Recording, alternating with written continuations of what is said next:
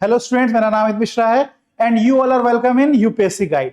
ONGC को oil मिला है। ओएनजीसी को ऑयल कहां मिला है?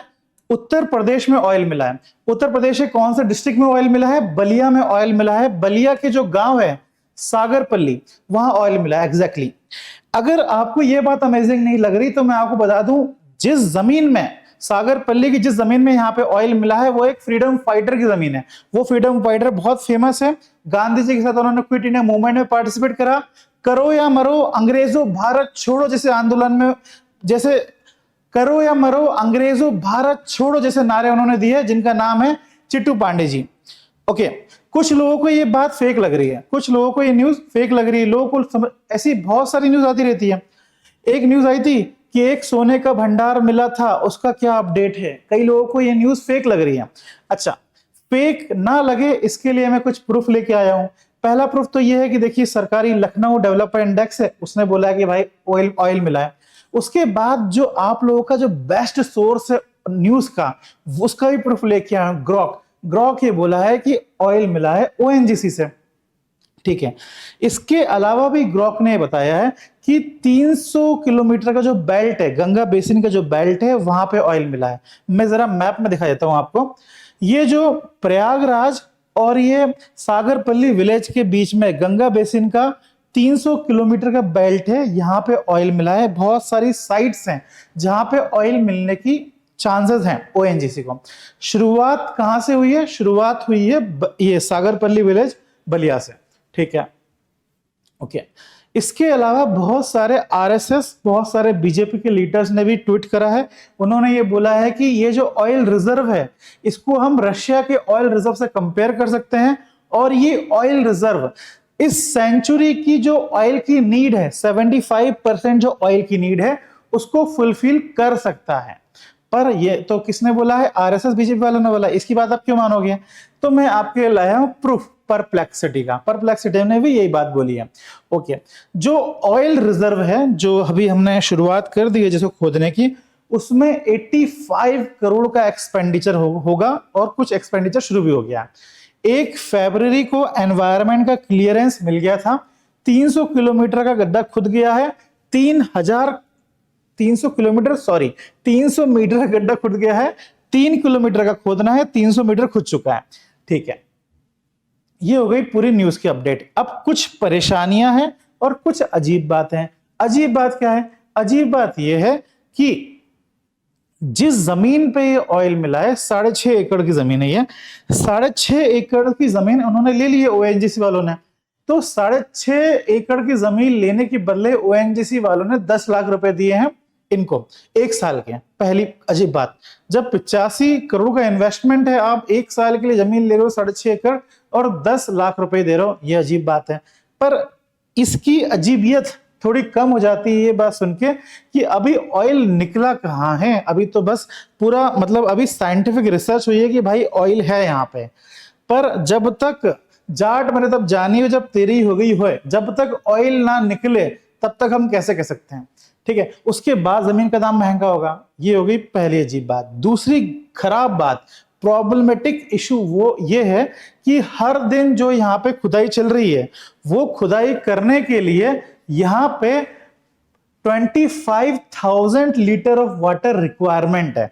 25,000 लीटर का जो पानी है वो रिक्वायर होता है इस एरिया में खुदाई करने के लिए।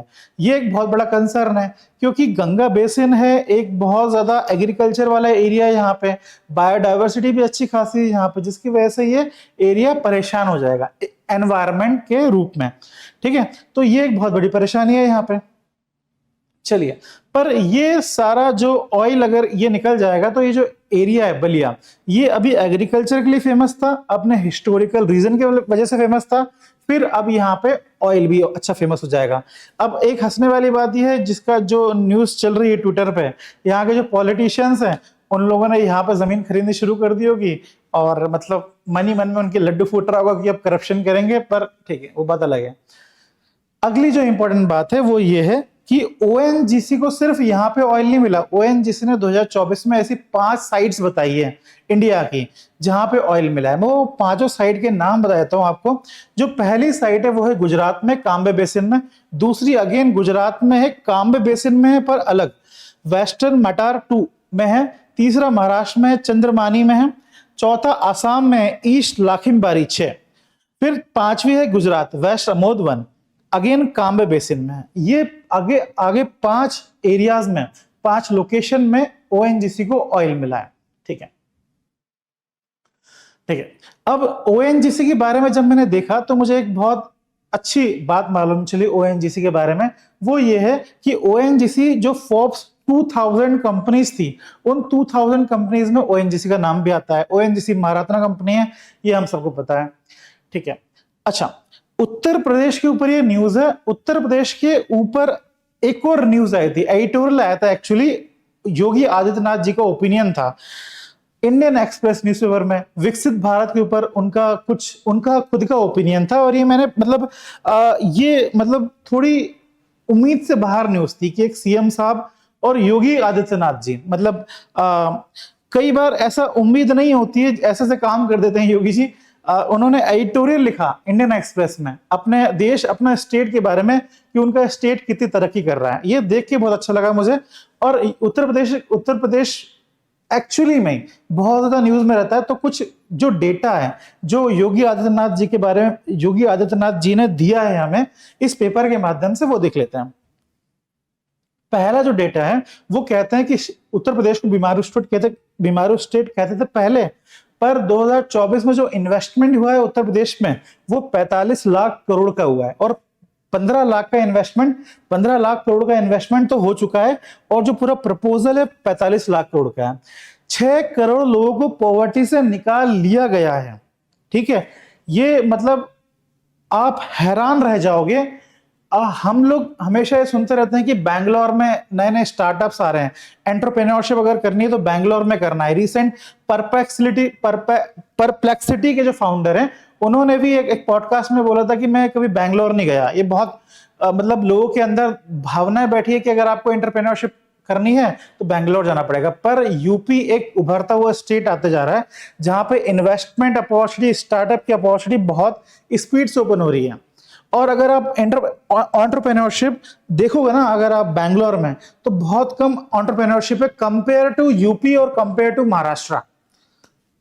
ठीक है, दूसरा आप देखो पॉवर्टी लिटमेंट। मेडिकल कॉलेज देखिए, 2017 में 12 मेडिकल कॉलेज थे, अभी कितने मेडिकल कॉलेज है वहां पे?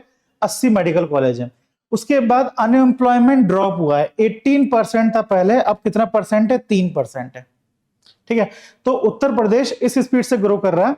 चलिए, आपके लिए जाते जाते एक सवाल है। क्वेश्चन ये है कि what was India's crude oil import dependency percentage during the April 2024 February 2025 period according to recent data? आपको आंसर देना है। पहला ऑप्शन है 82.8, option B 85.5%, option C 87.7%, option D 88.2%। Please इस क्वेश्चन का आंसर आप कमेंट सेक्शन में दीजिए। और आपको, अगर आप चाहते हो कि कोई न्यूज जो आप चाहते हो कि मैं कवर करूं उस न्यूज को, प्लीज उस न्यूज का लिंक भी शेयर करिए। आपको हमारी लेक्चर्स कैसे लग रहे हैं, अच्छे लग रहे हैं, बुरे लग रहे हैं, तो आप वो भी कमेंट सेक्शन में दीजिए। और हमारी कोचिंग के द्वारा, यूपीएससी गाइड के द्वारा एक परीक्षा करके प्रोग्राम लॉन्च कर रहे हैं जिसमें हम टेस्ट सीरीज अवेलेबल कराते हैं। स्टेट पीएससी और यूपीएससी का दोनों का सिलेबस लगभग सेम ही होता है, पर जो क्वेश्चन की क्वालिटी होती है वो अलग अलग होती है। अगर आप अच्छी क्वालिटी क्वेश्चन अटेंड करना चाहते हैं तो हमारा परीक्षा कोर्स ज्वाइन कर सकते हैं, और इंफॉर्मेशन चाहिए तो आप हमारे डिस्क्रिप्शन बॉक्स में देख सकते हैं। Thank you.